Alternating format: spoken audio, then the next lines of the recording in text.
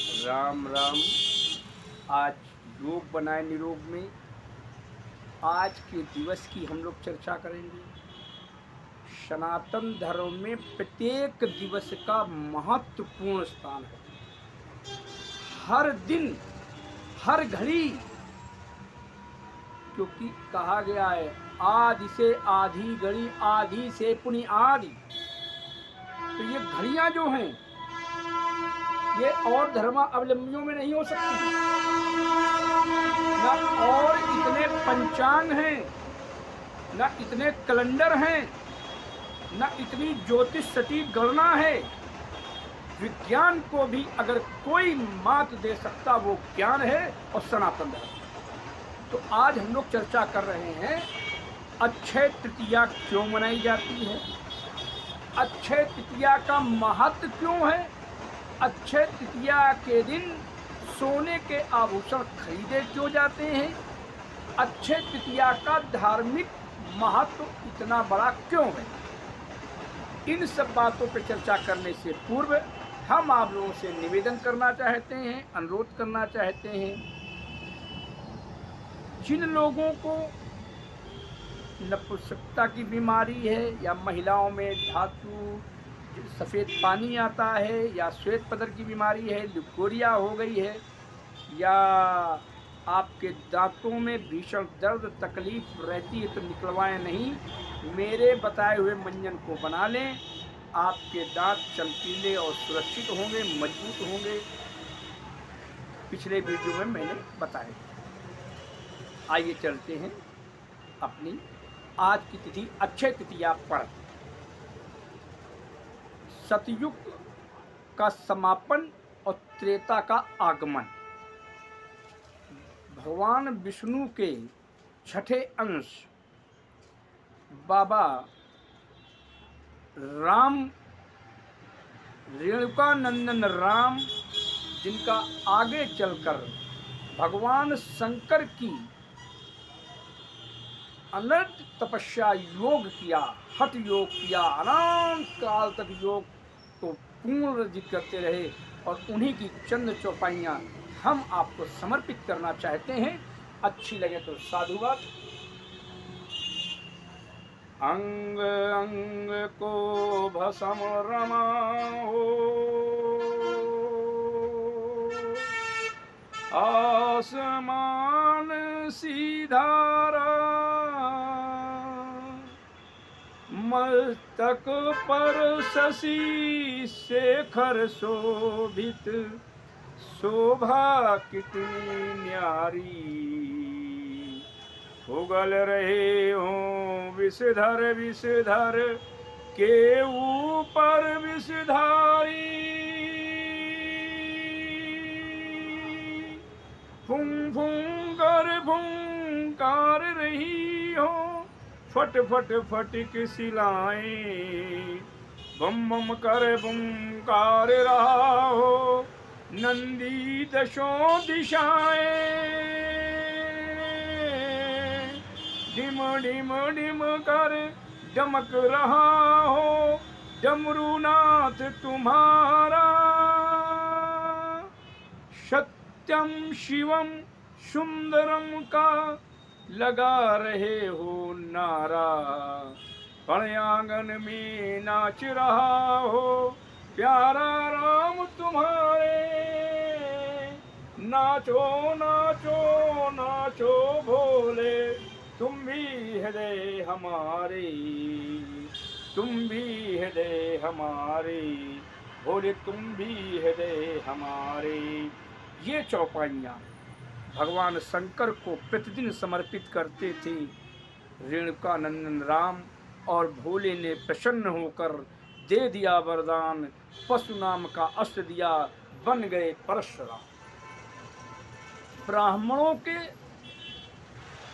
कुलवंशज, ब्राह्मणों के सिरमौन, ब्राह्मण सत्ता स्थापित करने के लिए ब्राह्मणों का इतना ज़्यादा पतन हो गया था, उसको स्वभाव लाने के लिए, नई ऊर्जा लाने के लिए भगवान परशुराम विप्र, और भगवान कहते भी हैं विप्र धेनु मनुष्य हित लीन मनुज अवतार, बाबा ने भी जो अवतार लिया विप्र का और ब्राह्मणों का हो रहा पतात्याचारियों द्वारा शोषण, क्योंकि उस समय सहस्त्राबाहु अर्जुन जो 1000 भुजाओं वाला था, उसने एक एक ब्राह्मणों को प्रताड़ित करने का कार्य किया, उससे मुक्ति दिलाई थी बाबा परशुराम ने। तो ब्राह्मणों के एक प्रकार से कुल देवता भी कहें तो कोई बुराई नहीं है, और ब्राह्मण क्षत्रप होने के कारण, ब्राह्मणों का सिरमौर होने के कारण आज के दिन सभी ब्राह्मणों को उनके चित्र पर माल्यार्पण करना चाहिए, और ना हो सके तो दिन में एक बार उनके नाम का अनुसरण करना चाहिए, उनके पद चिन्हों पर चलना चाहिए। अक्षय तृतीया का कालखंड शुक्ल पक्ष वैशाख माह में जब बाबा का जन्म हुआ तो ग्रह सभी सीध में चल रहे थे। एक सीध में कोई ग्रह अपनी किसी गंदी चाल पर नहीं, चाहे राहु हो, केतु हो, शनि हो, सारी की सारी दिशाएं एक थी। तो ऐसे महापुरुष का जन्म आज के दिन हुआ था। व्यापारीगण आज के दिन सोना क्यों खरीदते हैं? सोने का रेट बहुत ज़्यादा है, सोना शुभ माना जाता है, लेकिन आप लोगों को मैं बता दूं, कभी बाबा ने कुछ सोना धारण नहीं किया, क्योंकि बाबा स्वयं योगी थे। योगियों को सोने का कोई महत्व नहीं है, योगियों को सोने का कोई लालच नहीं होता। सोना है क्या? कनक कनक कर सो गुनी मादकता अधिकाय, और वो पाए वो रात है, वो खाए वो रात। तो आप इन लोगों के चक्कर मत पड़ें कि सोना खरीदें, सिर्फ आप वो सोना लें जिससे नींद भरपूर आए। और आज बाबा का अनुसरण करें, धर्म करें, योग करें, हठ योग करें, दान पुण्य करें, दान दक्षिणा दें, ब्राह्मणों का सम्मान करें, अपने पुरखों का आदर करें, अपने माता पिता का कहना मानें। क्योंकि एक छोटी सी घटना है जो मुझे मानस पटल में आज भी अवघात और नई ऊर्जा देती है। एक बार भगवान परशुराम के पिता ने अपनी पत्नी को मारने का आदेश दिया अपने लड़कों से। बाबा के 5 भाई थे, 4 भाइयों ने पिता के वचनों को नहीं निभाया। तब उनके पिता ने कहा कि अगर आप बेटा राम तुम अपनी माँ का वध कर दो और इन 4 भाइयों का ही वध कर दो। भगवान परशुराम पितृभक्त होने के कारण अपने पिता के वचनों को निभाते हुए अपने 4 भाइयों और माँ का सर धड़ से अलग कर दिया। इतनी घटना, इससे प्रसन्न होकर उनके पिताजी ने कहा कुछ मांगो। तो भगवान परशुराम बोले, हे पिता, अगर आप मुझे कुछ देना चाहते हैं तो मुझे ऐसा करें कि अपनी माँ का कटा सर जुड़ जाए, मेरे 4 भाई जीवित हो जाएं और इनको कभी जीवन पर्यंत एहसास ना हो कि मैंने इनका वध किया था। इतना सुनते ही ऋषि ने, जिनके पिताजी बहुत बड़े ऋषि थे, उन सबको जीवित कर दिया और फिर कहा मांगो मांगो राम, क्या चाहते हो? तो उन्होंने कहा मैंने जीवन में सब कुछ प्राप्त कर लिया, अब मुझे कोई लालसा नहीं है। तो उन्होंने कहा अजर अमर, सब लोग और लोगों के भगवानों के दिए हुए आशीर्वाद से अमर है, लेकिन बाबा परशुराम जी अपने पिता के वचनों से अमर हैं, इसी कारण उनको अजर अमर कहा जाता है।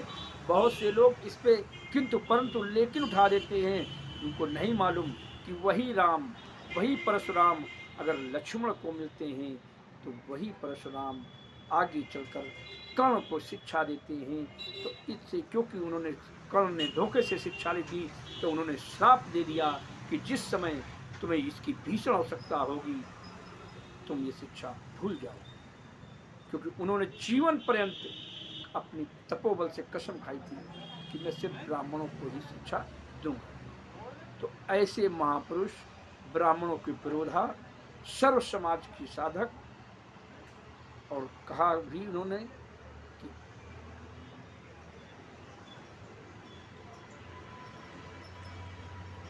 राम रमापति कर धन लेऊ, खींचो चाप मिटे संदेहू।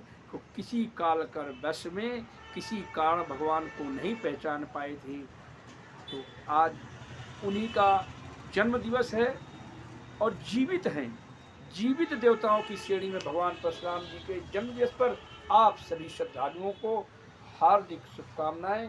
बाबा जहाँ भी हों मुझ पर भी कृपा बनाए रखें, मुझ पर भी आशीर्वाद दें। इसी आप सभी का भला हो, आप सभी का कल्याण हो, आप योग करें और निरोगी काया बने, ऐसा मैं बाबा से प्रदान चाहता हूँ। सभी स्वच्छ रहें, सकुशल रहें, विपदा रहित रहें। जय श्री राम।